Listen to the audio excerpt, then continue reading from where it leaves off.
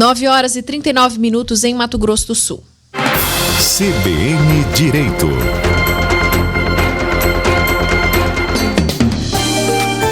Hoje nós vamos conversar com Inês Santiago, advogada e presidente da Federação das Câmaras de Dirigentes Lojistas de Mato Grosso do Sul. Vamos falar sobre as novas regras previstas para o teletrabalho. Obrigada pela presença. Eu que agradeço, Dani. Um bom dia a toda a sua bancada aqui presente. Bom dia ao ouvinte da nossa querida CBN. Bom, esse assunto surgiu, toda essa discussão veio novamente à tona depois, então, da edição de uma medida provisória, né? Então, essa medida provisória está em vigor. A gente estava conversando, inclusive, antes de a entrevista aqui ir ao ar. Você estava me explicando, olha, tem essa medida provisória que determina essas alterações para o teletrabalho. Isso ainda vai ser discutido na Câmara, né? Mas, por enquanto, está em vigor, então, essa mudança. Perfeitamente, Dani. É importante que se diga que, diferentemente de um projeto de lei que tem o vacatio legis, tem o tempo para entrar em vigor, a medida provisória ela tem essa característica, né? Muito importante, porque ela entra em vigor imediatamente. Então, as regras que nós vamos tratar aqui hoje, Dani, elas já estão em vigor. Agora, isso não significa também, Dani, que assim será. Porque, na verdade, a medida provisória, a partir de agora, ela está tramitando nas duas casas, tanto na Câmara quanto no Senado, e lá, sim, ela, em sendo aprovada, né, na forma com que ela foi editada, na forma com que ela foi publicada, ela se torna uma lei.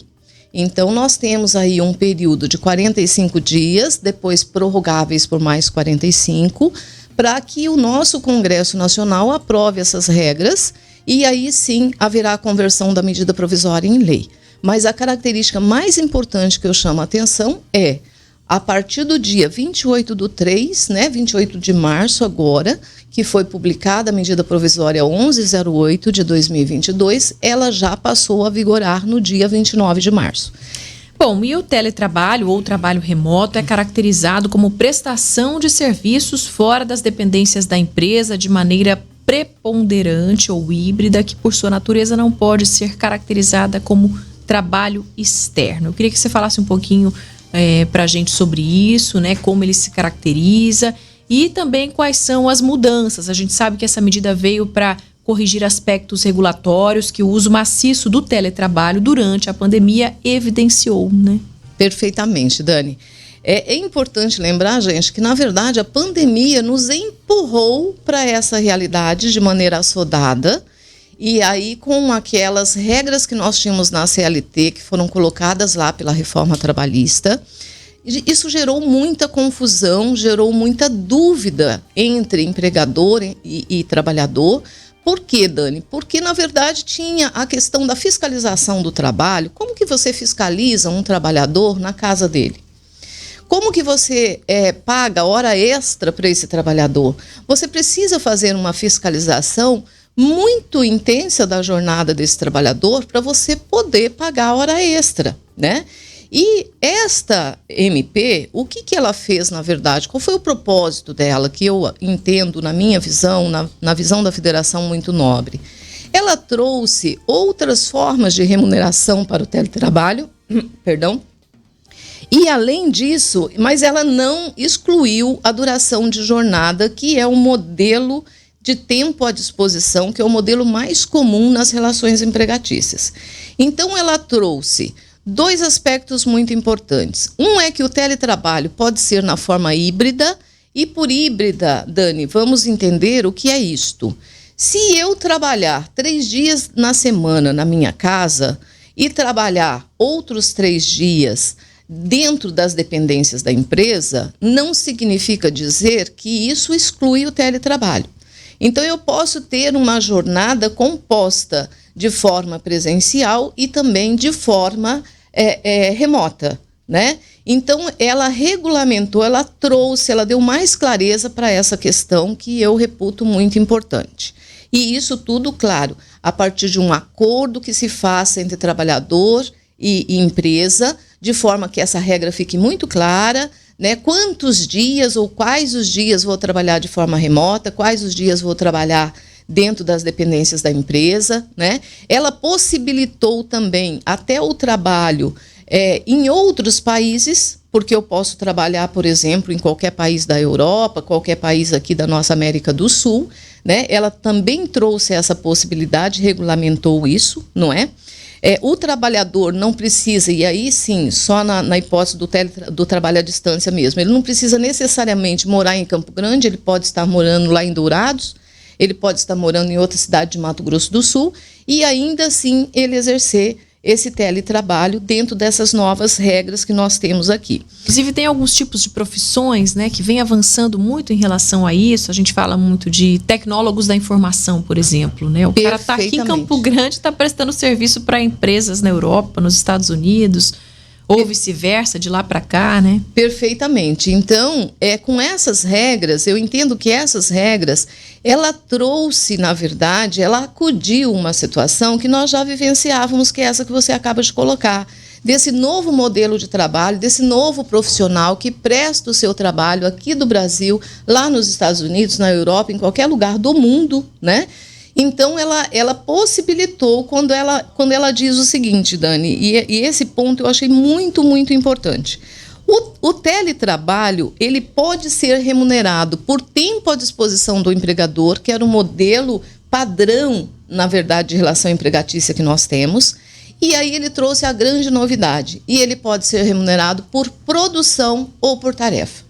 E aí ele criou, na verdade, um caminho mais flexível, de mais clareza e de mais segurança jurídica de parte a parte. E por que eu digo isso?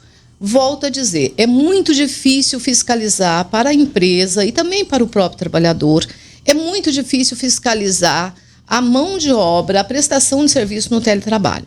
Quando eu tenho um teletrabalho que eu posso remunerar por tarefa ou por produção, isso cria um caminho, na verdade, abre um caminho de muito mais tranquilidade e segurança jurídica para as partes. Primeiro porque o trabalhador vai poder exercer a sua atividade, fazer a sua produção na hora que melhor lhe convier. Ele não vai ficar atrelado a uma jornada de trabalho que começa às 8, termina às 18, tem intervalo para almoço. Ele pode trabalhar à noite se ele entender que assim é melhor. Tem muita gente que gosta, né? Inclusive, produz melhor à noite, né? Tem muita gente que tem uma capacidade produtiva, não é o meu caso, mas tem muita gente que tem capacidade produtiva melhor à noite, né? Biologicamente, a pessoa funciona melhor à noite.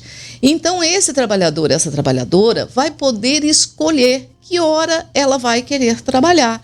E na hipótese das mulheres, inclusive, isso é muito positivo, porque a gente sabe da dupla jornada da mulher, né?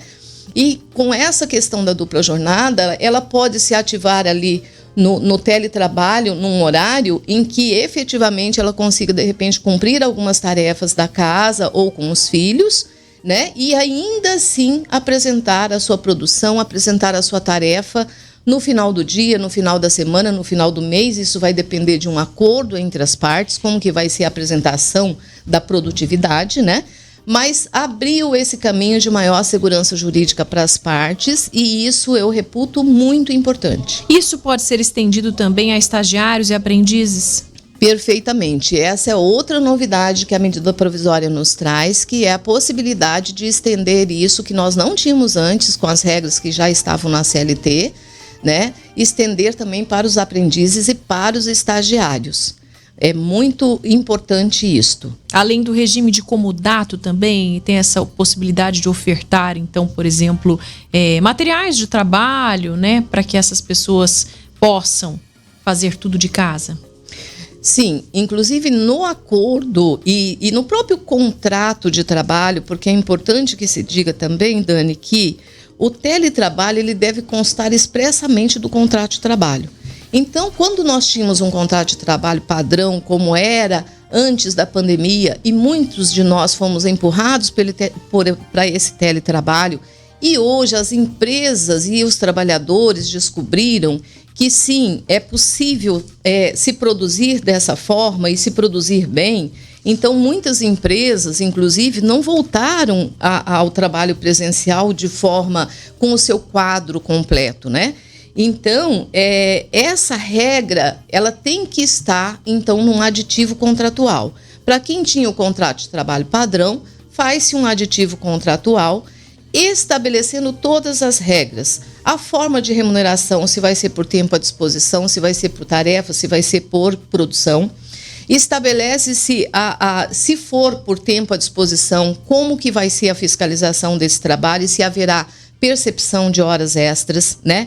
Estabelece também, que é muito importante, as ferramentas e os equipamentos, como que isto vai ocorrer, né? Quem vai fornecer esses equipamentos, como será esse fornecimento, como será a manutenção desse equipamento.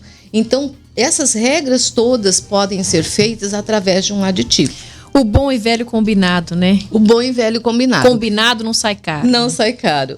E eu quero lembrar aqui, Dani, que uma outra novidade que a medida provisória nos traz, e que eu reputo também muito importante e muito salutar, é que ela privilegia os portadores de deficiência e os pais de filhos, sejam filhos biológicos ou filhos adotados, até 4 anos de idade. Os trabalhadores e as trabalhadoras que tiverem filhos até 4 anos de idade têm, na verdade, privilégio para a escolha do teletrabalho.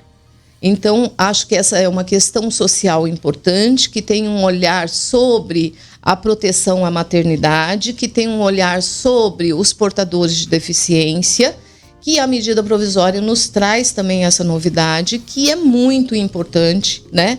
Esse olhar social, na verdade, para esses dois perfis de trabalhadores, que é o deficiente e os pais e mães que têm filhos até 4 anos de idade, que está no período ali de formação, né, Dani, da personalidade e tudo mais, né? Não sou nenhuma especialista nisso, mas requer um pouco mais de cuidado esse período, né? Então, a medida provisória também traz essa novidade que nós não tínhamos lá nas regras que já estavam na CLT com a reforma. Inês Santiago, advogada e presidente da Federação das Câmaras de Dirigentes Lojistas de Mato Grosso do Sul, conversando aqui com a gente dentro do quadro CBN Direito sobre as novas regras previstas para o teletrabalho. Obrigada pela sua presença. Eu que agradeço. A Federação da CDL de Mato Grosso do Sul segue à disposição. Um ótimo dia. Bom dia. 9 horas e 51 minutos em Mato Grosso do Sul.